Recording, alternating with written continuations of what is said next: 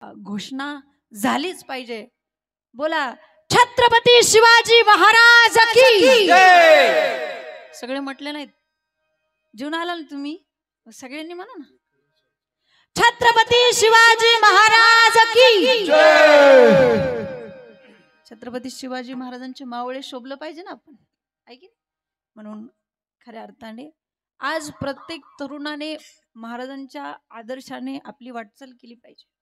आज आपला तरुण काय करतो की छत्रपती शिवाजी महाराजांना डोक्यावरती घेऊन नाचतोय, पण छत्रपती शिवाजी महाराज डोक्यावरती घेण्यापेक्षा ते डोक्यात घेणं हे जास्त महत्त्वाचं असेल. आणि म्हणून अलीकडे आपण बघतो मुलं छत्रपती शिवाजी महाराजांसारखं व्यवहार करतात, त्यांच्यासारखं कट ठेवतात, दाढी ठेवतात, त्यांच्यासारखं हेअरस्टाईल करतात, परंतु फक्त ते हेअरस्टाईल करून उपयोग नाही. त्यांच्यासारखे त्यांचे विचार आपण डोक्यामध्ये घेणं, त्या विचारावरती चालणं हे आज गरजेचं असेल. आणि म्हणून खऱ्या अर्थाने ते छत्रपती शिवाजी महाराज हे एक शूर असणारे एक महापुरुष, एक व्यक्तिमत्व आहे. आणि हे व्यक्तिमत्व कोणामुळे जन्माला आलं तर याचं कारण आहे मा जिजाऊ आईसाहेब. लक्षात घ्या, हे मा जिजाऊ आईसाहेबांनी छत्रपती शिवाजी महाराजांवरती केलेले संस्कार आहेत. म्हणून खऱ्या अर्थाने असा शूर असणारा राजा, धन्य धन्य शिवाजी शूरा.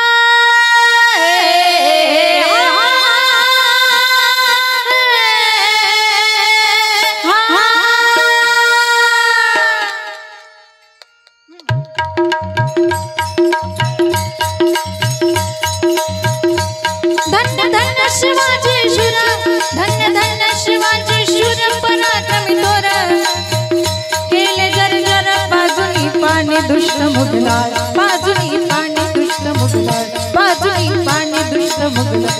घडविला स्वराज्याचा इतिहास, कीर्तीचा डंका भिडे गगनास जी, कीर्तीचा डंका भिडे गगनास जी, कीर्तीचा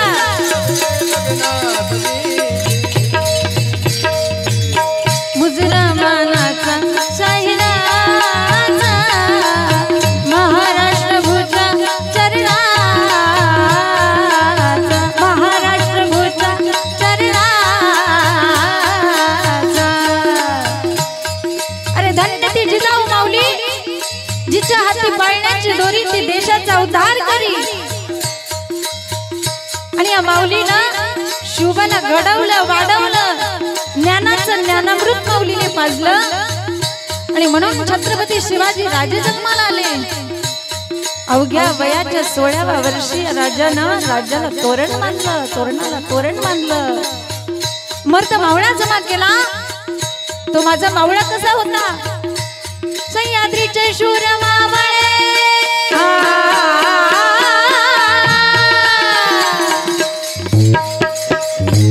सह्याद्रीचे शूर मावळे, जरी कोवळे रंग सावळे, वाहती प्राण शुभ खातर, वाहती प्राण शुभ खातर, वाहती प्राण शुभ खातर, वाहती प्राण शुभ खातर. 16 वर्षाचा होता भादर, असा शूर छत्रपती हलदार जी, असा शूर छत्रपती हलदार जी, असा शूर छत्रपती हलदार जी. अशा माझ्या राजाला पकडण्यासाठी खानानं तबकात मांडलेला पैजेचा विडा उचलला आणि त्याने गर्जना केली, हम लाएंगे शिवाजी को जिंदा या मुर्दा, जिंदा या मुर्दा. आणि मग खान निघाला. मजल करत खान तुळजापुरात आला. खानाने तुळजापूर सोडलं, खान पंढरपूर मध्ये आला. खानाने पंढरपूर सोडलं. खानाच्या डोक्यात फक्त एकच विचार चालला होता की आपण शिवबाला धरणार कधी. पण इकडं गडावर मात्र जिजाऊ मासाहेब त्या जगदंबेला प्रार्थना करतायत की जगदंबे दे स्फूर्ती दे, स्वामिनी शिवबाला दे स्फूर्ती दे, स्वामिनी शिव वृषभाला उभी राहुनी संकटी पाठीला तुझे करू धावग हकेला आई भवानी बळ दे गत्याला जगत जननी माय भवानी कुलस्वामिनी प्रसन्न हो आणि माझं बाळ त्या क्रूर अफजल खानाच्या भेटीला जात आहे त्याला यश दे त्याला यश दे। आणि मग मंडळी अखेर अखेर भेटीची जागा ठरली प्रतापगडाच्या पायथ्याशी। आणि मग खानाची राजाची त्या खानाची भेट झाली। ती कशी म्हणाल ती कशी म्हणाल आलिंगन दिलं राजाला आलिंगन दिलं राजाला आलिंगन दिलं राजाला कपटाने दभिमानाला वार वार कट्यारीचा त्यानं केला पाठीवर घोडा घातला पाठीवर घोडा घातला राजाने डाव ओळखिला राजाने डाव ओळखिला तर डर फाडलं पोटाला तर डर फाडलं पोटाला दगा केला म्हणून खान तो दगा केला म्हणून खान तो सोडी प्राणाला सोडी प्राणाला सोडी प्राणाला सोडी प्राणाला। अशा पद्धतीने छत्रपती शिवाजी महाराजांनी अनेक पराक्रम त्यांच्या इतिहासामध्ये 350 वर्षापूर्वी या महापुरुषाने खऱ्या अर्थाने स्वराज्यासाठी संपूर्ण अख्खं आपलं जीवन त्या ठिकाणी पणाला लावलेलं आहे। म्हणून आपल्यावरती उपकार आहेत त्या महाराजांचे ज्यांच्यामुळे आज आपण या ठिकाणी आहोत। आज कीर्तन सुद्धा ज्यांच्यामुळे चाललेलं आहे ते छत्रपती शिवाजी महाराज आहेत।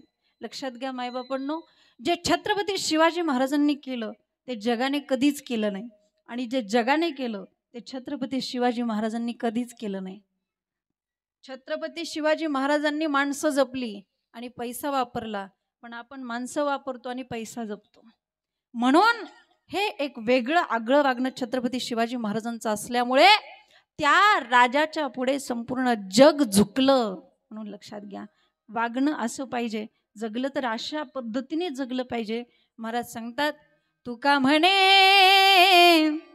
एक मरणेची सारे तुका म्हणे एक मरणेची सारे तुका म्हणे एक मरणेची सारे तुका म्हणे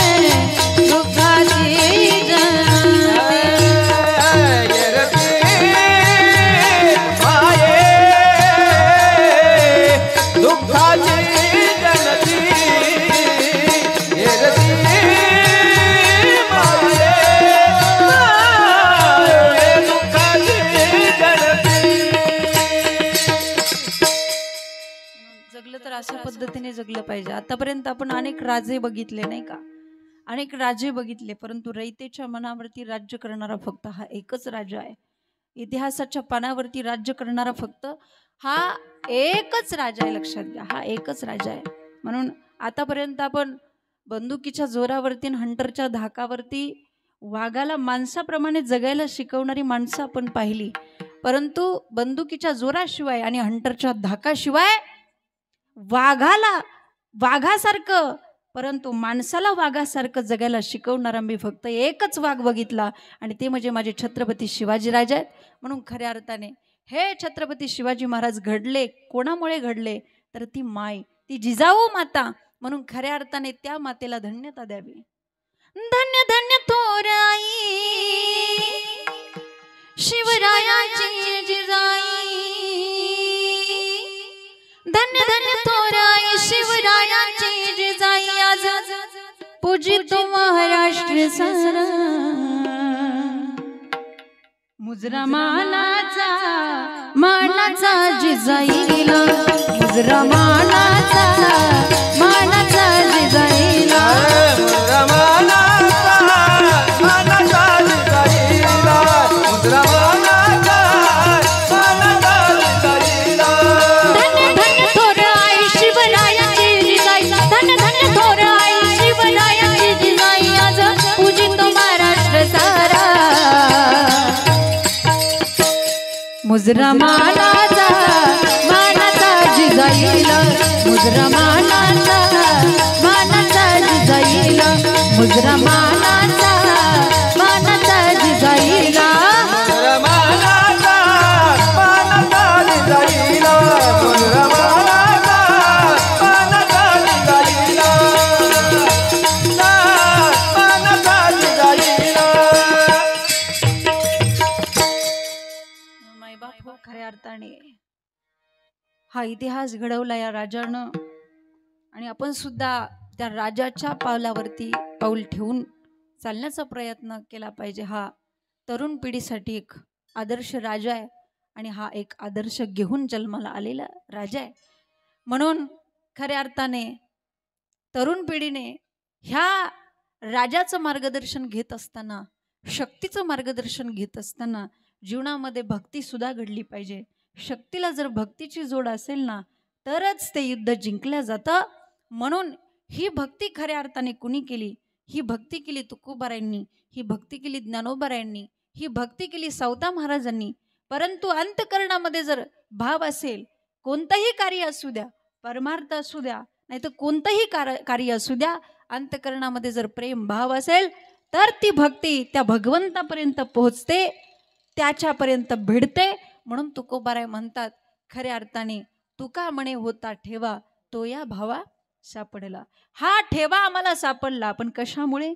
भावामुळे सापडला. आणि हा भाव अंतकरणामध्ये ठेवल्यानंतर परमात्म्याची प्राप्ती होते. हे सांगणारे कोण आहेत? संत आहेत. अशा संताचं दर्शन आम्हाला झालं. म्हणून महाराज म्हणतात, उजळले भाग्याता अवघी चिंता वारली. बघा, संतांना जो आनंद होतो आणि आपल्याला जो आनंद होतो, त्यामध्ये जमीन आसमानाचा फरक आहे. आपल्याला टेम्पररी गोष्टीमध्ये आनंद असतो. आपल्याला धन मिळालं की आपण म्हणतो, आज माझं भाग्य उदयाला आलं. माऊली म्हणतात ना, तरी निधान जोडवया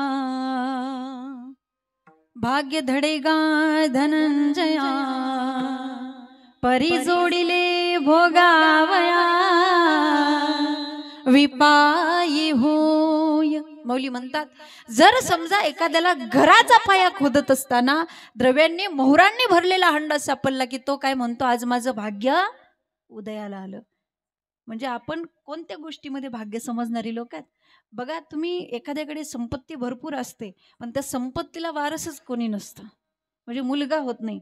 आणि मुलगा नाही झाला की तो किती प्रयत्न करतो मुलगा होण्यासाठी, नवस काय करतो, दवाखाना काय करतो, आणि शेवटी कर्म धर्म संयोगाने जर त्याला मुलगा झाला की तो काय म्हणतो, आज माझं भाग्य उदयाला आलं. पण मुलगा झाल्यावरच फक्त लोक असं म्हणतात, मुलगी झाल्यावर नाही. बरोबर ना? मुलगी झाल्यावर 10% लोक सोडली ना, तर 90% लोकांना असं वाटते काय पाहिजे, मुलगाच पाहिजे. बरोबर. परंतु लक्षात घ्या, आज आपण बघतो की मुलीचं महत्व किती वाढलेलं आहे. मगाशीच आजी म्हटले की आता मुलीच मिळत नाही, आहे की नाही? मग अशा परिस्थितीमध्ये जर का समजा एखाद्याचं जमलंच की तो म्हणतो माझं भाग्य उदयाला आलं. बघा तुम्ही, जर एखाद्या पोराचं लग्न जमत नसेल ना, तर तो देवाकडे जातो, देवाला म्हणतो, देवा माझ्या बरोबरचे सगळे मित्र डबल चतुर्भुज झाले आणि तुम्हाला एकट्याला सिंगल ठेवलं, पण कर्मधर्म संयोगाने जर त्याचं लग्न जमलं तर हा फक्त स्वर्ग 2च बोटे उरलेला असतो. म्हणजे इतका फुगतो की त्याला वाटतं माझ्यासारखं कोणीच नाही. म्हणजे काय काय लोक लग्नाच्या पण योगात भाग्य समजतात, पण महाराज म्हणतात लग्नाच्या योगात भाग्य समजायची काही एक गरज नाही. ज्यांना लग्न झालंय त्यांना विचारा. एका गृहस्थाचं लग्न झालं, लग्न झाल्यानंतर बऱ्याच दिवसांनी त्याचा मित्र त्याला भेटला. म्हटलं का रे तुझी तब्येत एवढी खराब का झाली रे? तो म्हटला रे बायको इतकी आगाव आहे की माझं काही ऐकतच नाही रे. त्याचा मित्र म्हटला तू एक काम कर, तू तिच्या उलट चालायचं म्हणजे तुझं सुलट होईल. त्याने त्या पद्धतीने केलं. गुण तर आला, पण मनात तिचा इतका वैताग आला होता. एके दिवशी त्याच्या वडिलाचं श्राद्ध होतं, पण तो म्हटला आपल्याला काय करायचं. ती म्हटली का म्हणून करायचं नाही, मी करणार. आता हिला उलटच चालायची सवय होती आणि सगळ्याच्या मनासारखंच होत होतं.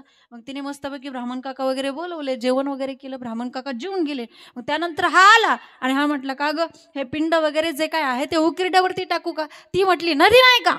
तो म्हटला आहे पण तू जाऊ नको. ती म्हटली नाही नाही मीच जाणार. अगं पण तुला पोहता येत नाही, पाणी भरपूर आहे. नाही नाही मीच जाणार. ही पुढं हा तिच्या पाठीमागं. अगं नको जाऊ. नाही मी जाणार. अगं बुडशील, बुडणार. मरशील, मरणार. कायमची कटकटच गेली. कर्कशे संगती दुःख उदंड फजिती. म्हणून लग्नाच्या ओघात भाग्य समजायची काही एक गरज नाही. आमच्या इकडे एका गृहस्थाची बायको त्याच्याकडून इतकं काम करून घेते, इतकं काम करून घेते. आता इथं कीर्तनात तुम्हाला मी सांगत नाही, परंतु इतकं काम करून घ्यायची ती घ्यायची. शेवटी त्याला नदी आंघोळीला लावायची हो. पण एक दिवशी काय झालं माहिती का? ती म्हटली हो आज काही तुम्ही नदीवरती आंघोळीला जाऊ नका. मग तिने काय केलं, त्याच्यासाठी गरम पाणी केलं आणि त्याला साबण लावून आंघोळ घातली. हे म्हणत विचार करायचा आज हिला नेमकं झालंय तरी काय. साबण लावून आंघोळ घातली. आंघोळ घातल्यानंतर मग त्याच्यासाठी पुरणपोळ्याचा स्वयंपाक बनवला. स्वयंपाक बनवल्यानंतर त्याला बसायला पाट टाकला, ताट वाढून ठेवलं. ताटाशी शेजारी मस्त रांगोळी काढली. म्हटली बसा पाटाव. हा तर थराथराच कापत होता. याला वाटलं आज काय सुळाव देती का काय काय. बसलं पाटाव. शेजारचे सगळे लोक हा प्रकार बघत होते. मग शेजारच्या एका मावशीने विचारलं का ग रोज तू तुझ्या नवऱ्याकडून इतकं काम करून घेते आणि आज याची एवढी सेवा का चालली? ती म्हटली अहो आज पोळा आहे ना, बैल पोळा. मग आजच्या दिवस बैलाला विश्रांती नको का? म्हणून मी तुम्हाला सांगते लग्नाच्या योगात भाग्य समजायची काही गरज नाही. हे मी सांगत नाही बरं का, हे महाराज सांगतात. महाराज म्हणतात भाग्य तजिनो हे धन पुत्र दार, भाग्य तजिनो हे धन पुत्र दार, भाग्य तरिनो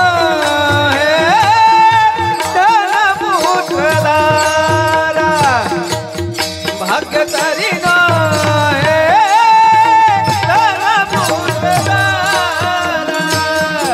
भाग्य तरिनो हे धन पुत्र दारा, भाग्य तरिनो हे धन पुत्र दारा,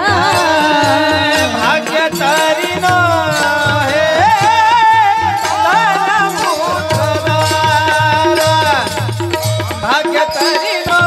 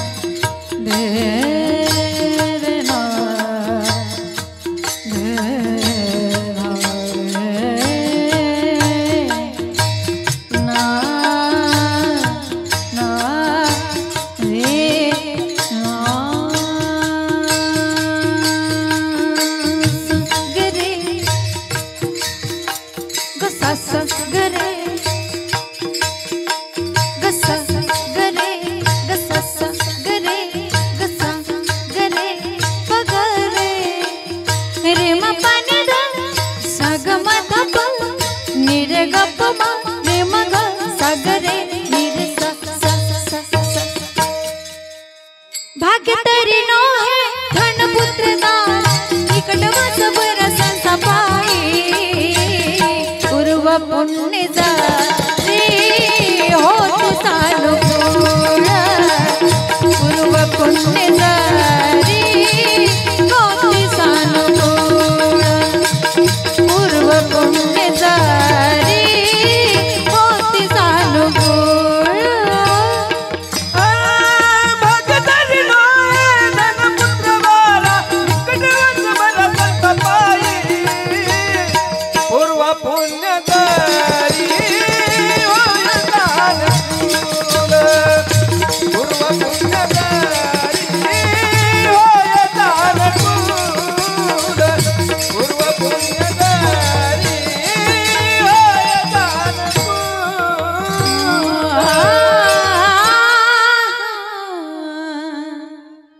भाग्य तरी नोहे, धन पुत्र दारा निकटवास बरा संतापाई. कोणत्या गोष्टीमध्ये भाग्य समजायचं नाही, 3 गोष्टीमध्ये भाग्य समजायचं नाही. महाराज म्हणतात पहिली गोष्ट आहे धन, दुसरी गोष्ट आहे पुत्र आणि तिसरी गोष्ट आहे दारा.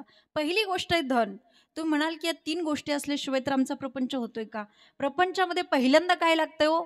धन लागतंय, पैसा लागतोय. अहो प्रपंच सोडा, पण परमार्थ सुद्धा आजकाल पैशाशिवाय होत नाही. म्हणजे पैसा हा वाईट आहे असं नाही, पैसा हा चांगलाच आहे, फक्त तो गरजेपुरता असावा. म्हणजे कमी पण नसावा आणि जास्त पण नसावा, तो मापात असावा. आणि जर तो जास्त असेल तर त्याचा वापर आपल्याला व्यवस्थित करता आला पाहिजे. महाराज सांगतात जोडोनिया धन उत्तम व्यवहारे, उदास विचारे वेचकरी. म्हणून धन हे चांगलंच आहे, धन हे वाईट नाही. दुसरी गोष्ट पुत्र, मुलगा चांगला आहे का? जर तो तुमचा ऐकत असेल तर तो चांगला आहे, जर तो आज्ञाधारी असेल तर तो, जर तो छत्रपती शिवाजी महाराजांच्या विचाराचा असेल तर तो चांगला आहे, अन्यथा नाही. पत्नी चांगली आहे का? इकडे विचारते मी. बायको चांगली का? चांगलीच म्हणावं लागेल. घरी गेल्यावर खायचे वांदे होतील, आहे की नाही? ह्या सगळ्या गोष्टी चांगल्याच आहे, पण महाराज म्हणतात या गोष्टीमध्ये भाग्य समजायचं नाही, कारण या गोष्टी भाग्य समजण्यासारख्या नाही आहेत. संसार तर करायचा. महाराज म्हणतात मी पण संसार केलेला आहे, मी पण संसार केलेला आहे, पण काया वाचा आणि मनाने परमार्थ केलेला आहे. महाराज म्हणतात संसार पण करायचा, पण कसं राहायचं संसारामध्ये? संसारी असावे सोनी नसावे, संसारी असावे आसोनी नसावे, भजन करावे वेळोवेळा, भजन करावे वेळोवेळा, संसारी असावे आसोनी नसावे, संसारी असावे आसोनी नसावे. अशा पद्धतीने संसारामध्ये राहिलं पाहिजे.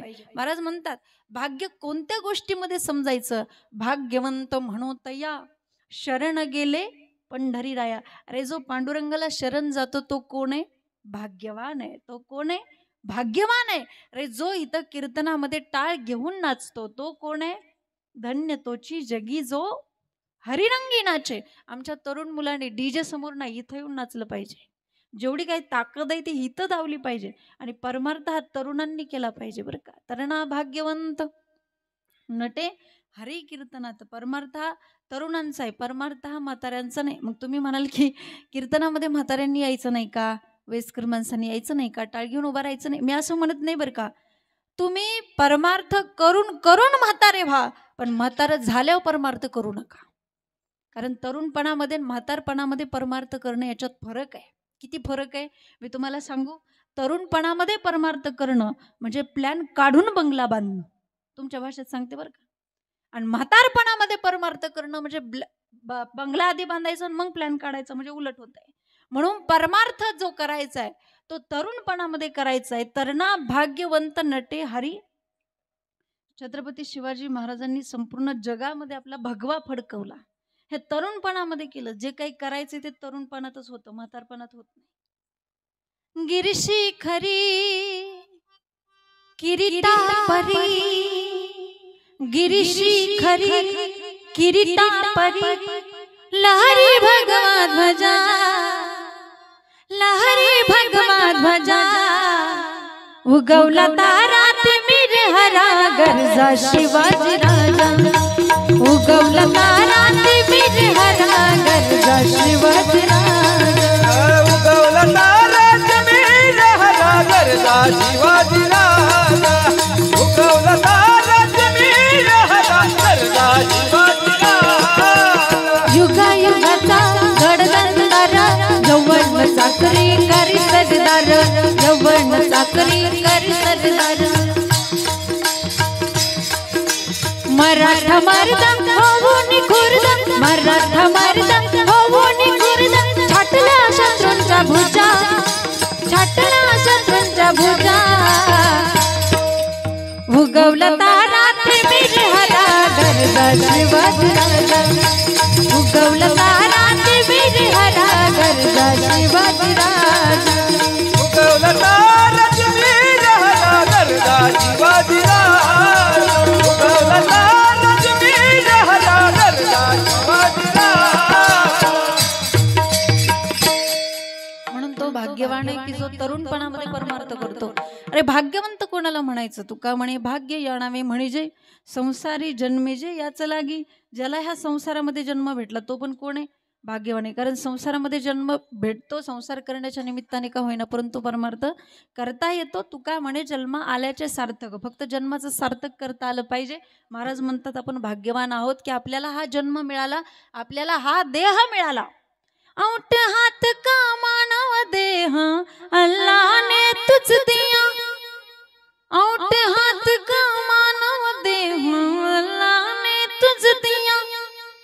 खाया पिया सुख से सोया नाहक जमाना खोया.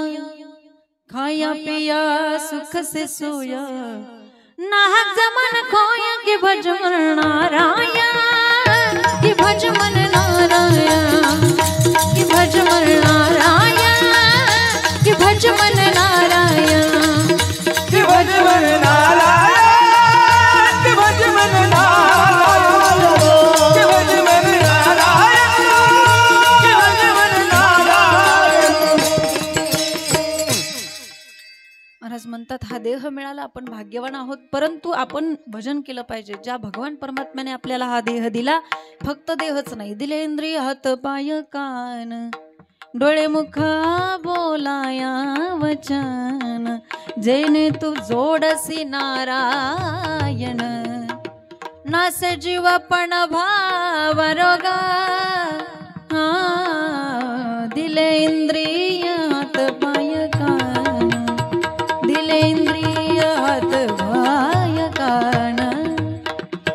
इंद्रिय दिली. अरे आपण भाग्यवान आहोत, आपल्याला हा देह मिळाला.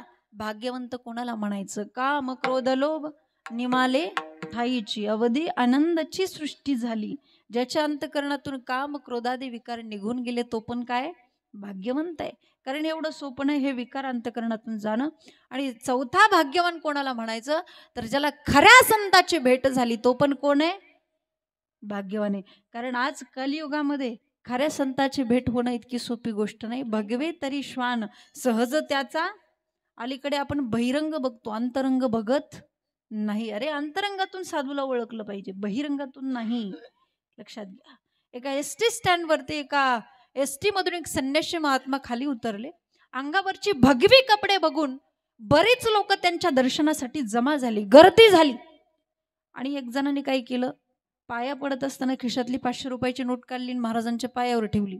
आणि काय त्याच्या लक्षात आलं काय माहिती? तो म्हटलं महाराज ही नोट तुम्ही तुमच्या खिशात ठेवा, जर वारा फिरा आलं तर उडून जाईल. त्यावेळेस ते महाराज म्हटले अरे तुला कळत नाही का? ते खवळले. तुला कळत नाही मी संन्यासी आहे, आणि संन्यासी कधीच पैशाला हात लावत नाही, तुला कळत नाही? तो म्हटलं महाराज मला माहित नव्हतं, मला माफ करा. म्हटलं ठीक आहे मी तुला माफ करतो, पण ही 500ची नोट तू तुझ्या हाताने माझ्या खिशात ठेव म्हणजे झालं. अगोदर म्हणतो की मी पैशाला हात लावत नाही, नंतर काय म्हणतो तुझ्या हाताने माझ्या खिशात ठेव. म्हणून लक्षात घ्या खऱ्या संतांना ओळखणं ही खूप अवघड गोष्ट झाली. आणि मग आज कलियुगामध्ये संत नाहीत का? याचा अर्थ काय? अरे आज कलियुगामध्ये सुद्धा संत आहेत, पण कुठंतरी हजारो लोकांमध्ये एखादा साधू आपल्याला पाहायला मिळतो. आणि जीवनामध्ये अशा संताची संगत भेटणं म्हणजे आपण भाग्यवान आहोत. लक्षात घ्या. कारण त्याची माझे हित करीती. आपलं हित फक्त कोणाला माहिती आहे? एक तर आपल्या आई वडिलांना, नाहीतर मग ते संतांना. आपण एकतर आपल्या आई वडिलांचं ऐकलं पाहिजे, नाहीतर मग संतांचं ऐकलं पाहिजे. अरे आईचं, वडिलांचं आणि संतांचं अंतकरण एकच असतं. संपूर्ण समाजाचे मायबाप म्हणजे संत आहेत, संपूर्ण समाजाचे. ज्या पद्धतीने आपल्या